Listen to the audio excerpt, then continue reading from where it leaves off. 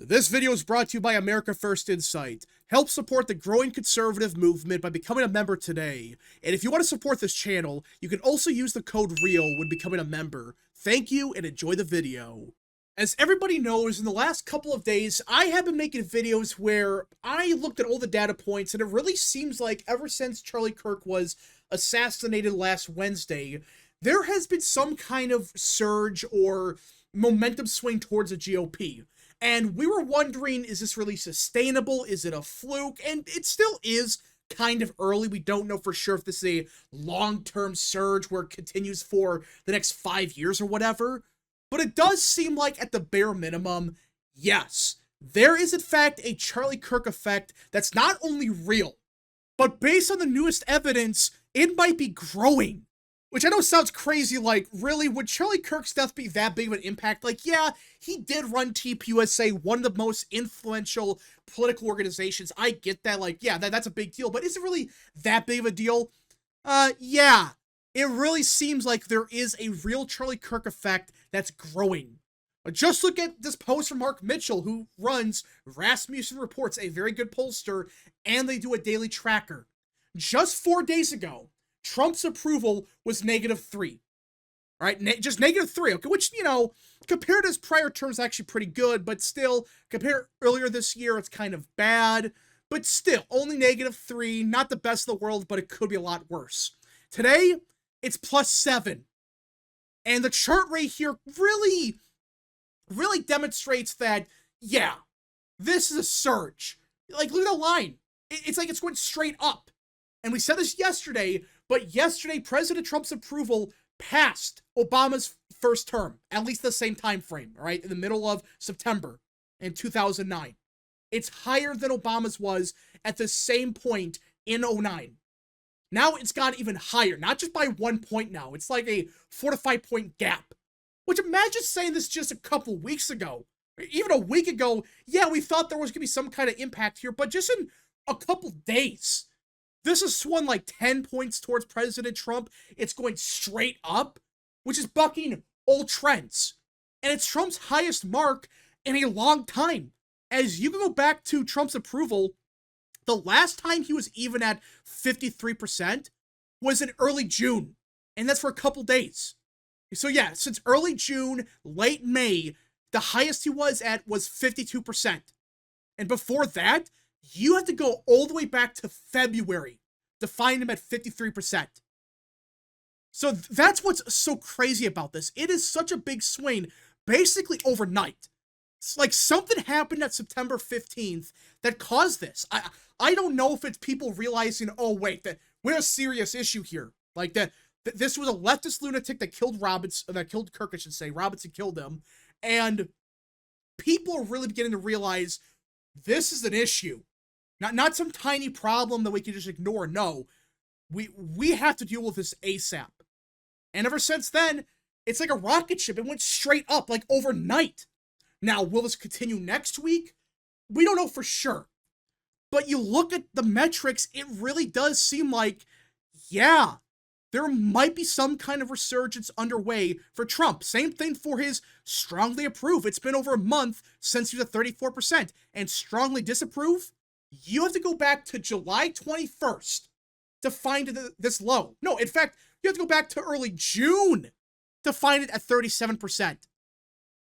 So it's not just the top line. Even strongly approve is up by quite a bit. Strongly disapprove has cratered. And, well, it swung 10 points in basically 5 days. And the intensity swung 7 points towards President Trump. Could it be all a fluke? Maybe. Maybe it is a fluke. Even then, RMG research are finding Trump went up 2 or 3%. I know you had that crappy AP Nork poll that claimed, oh, Trump went down 15 points in a month. No, that's horseshit. Their numbers are not even right. You look at the internals, it's like they screwed up the sample. It's a D+2 sample or whatever. It was R+7 a month ago. No, there was a lot of issues with that poll. And the good ones, the decent ones like Rasmussen and RMG, which do these weekly trackers, Rasmussen does a daily, they're showing, no, Trump's approval, it's going straight up like a rocket ship. His disapproval at the same time is going down. And speaking of his disapproval, This is the lowest it's been since, again, early June. Could it all be a fluke? Maybe. Maybe it's all a giant fluke. Maybe this is a one-off occurrence. But, I mean, you look at the historical trends, this doesn't happen. I mean, seriously, what's the closest comparison to this big of a surge this quickly? Which it might end, it might be a fluke, sure. But it really seems like the closest comparison is Obama 2009. Which I'm not going to say that Trump's going to get 70%, let's be clear about that, but look at the comparison.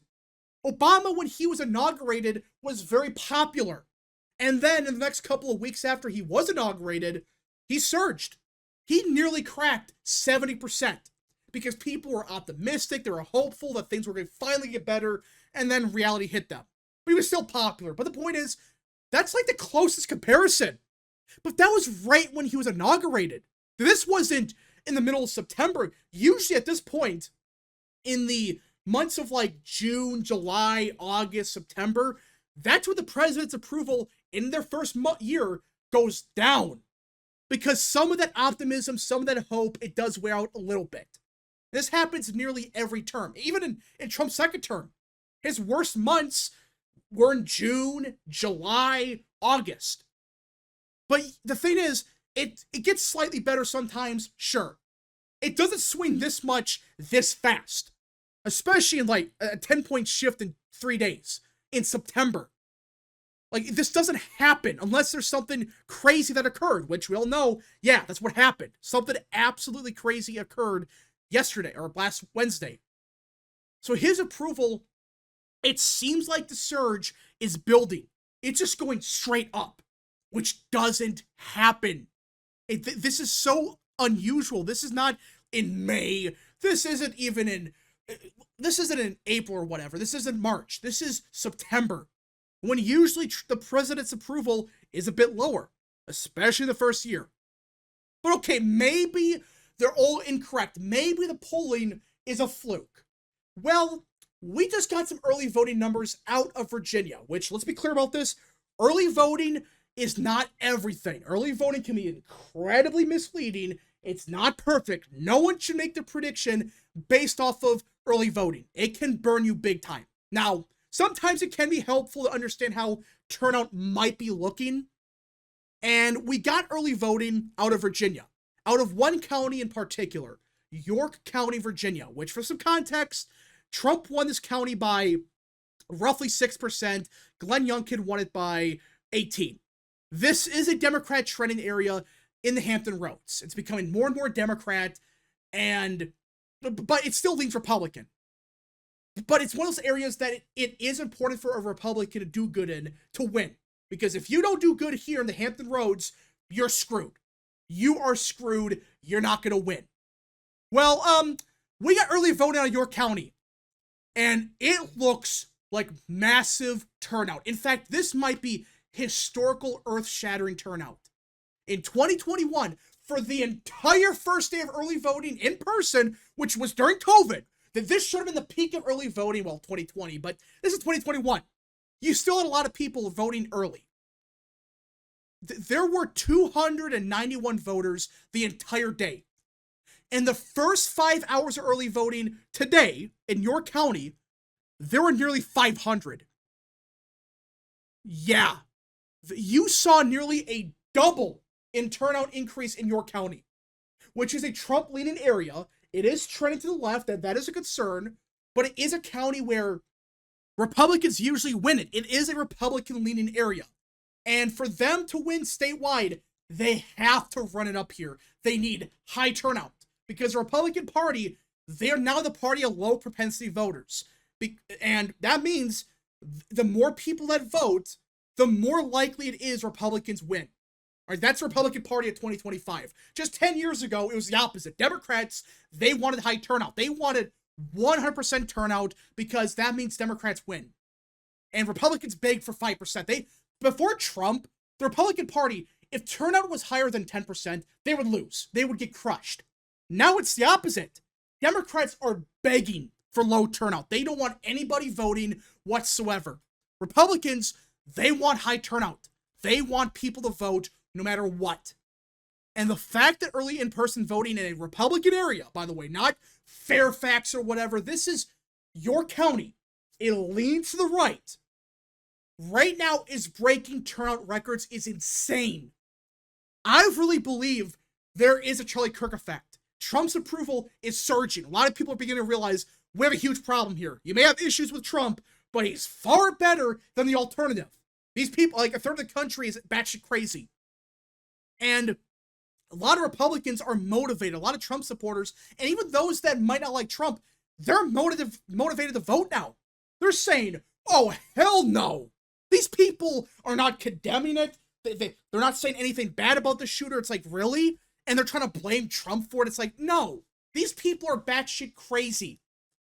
Again, we got to see other counties. Maybe it's a fluke. But it is a good sign for the GOP. As of now, again, things can change, that turnout is this good in early in-person voting. Especially off your election. Compared to 2021, it's nearly double. If you're the Republican Party, you're not going to win the governorship, I don't think, even with this high turnout. But you still have a chance for the Attorney General. You still have a chance for Lieutenant Governor. You could still maybe somehow pull off the upset in the legislature. Maybe. It's unlikely, but if turnout is super high, there is that chance. Things could get really wacky in these elections. Again, this does not mean these are all Republicans. We don't really know. But the fact that it is a Trump-leaning area, even though it is trending to the left, it still voted for Trump last year by 6 points. And for Youngkin by like 20. It is a Republican area. The fact that they're getting this many people to vote early in person, especially like the post-Kirk, you gotta start to wonder if this really is a Charlie Kirk effect. Voters have had enough. They're going to vote in every election they can vote in. We got to see. And I still don't think Democrats are really accepting the fact that they're in a lot of trouble, even for next year. Ignoring Kirk's assassination, a poll from the Washington Post today indicates that voters don't trust them on the issues. The Republicans to this day are still winning the issue of the economy. They're winning crime by 22. That's going to go up even further now. Immigration by 13. And the economy by 7. They're still winning the issues that people give a shit about by a significant margin. And this was really before this Kirk surge, because a lot of the polls that have Kirk surging, it was like on the 16th, 17th, 18th, 19th. This poll was conducted right after Kirk got shot. So maybe it really didn't show Republicans doing better. Again, some of this is speculation, I get that. But at the same time, it really looks like there is some kind of momentum swing occurring. People may not like the Republican Party. They may not think they're the best. They may think they suck.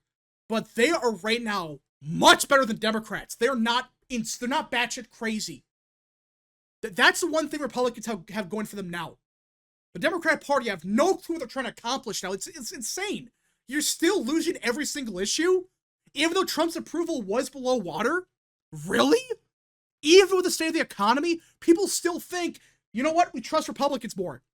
They're not doing the best right now, but we all know what happened under Biden. That was a disaster. And now you have what could be the Charlie Kirk effect being real. Seeing a Republican surge across the board. Again, we gotta see. It's early, a lot could happen. But the evidence right now is suggesting, yeah, there is some kind of Kirk effect underway. Doesn't mean it's going to hold on for the next 5 years or whatever. Maybe not. Maybe it slows down, sure.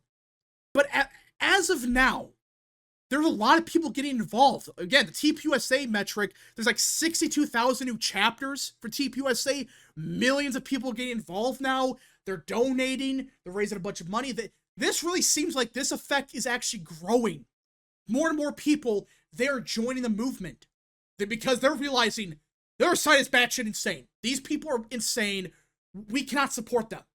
The Republican Party, they suck. They have a lot of issues. But damn it, they are at least not insane compared to the other side.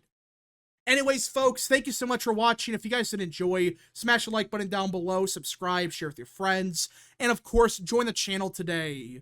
Godspeed to all of you.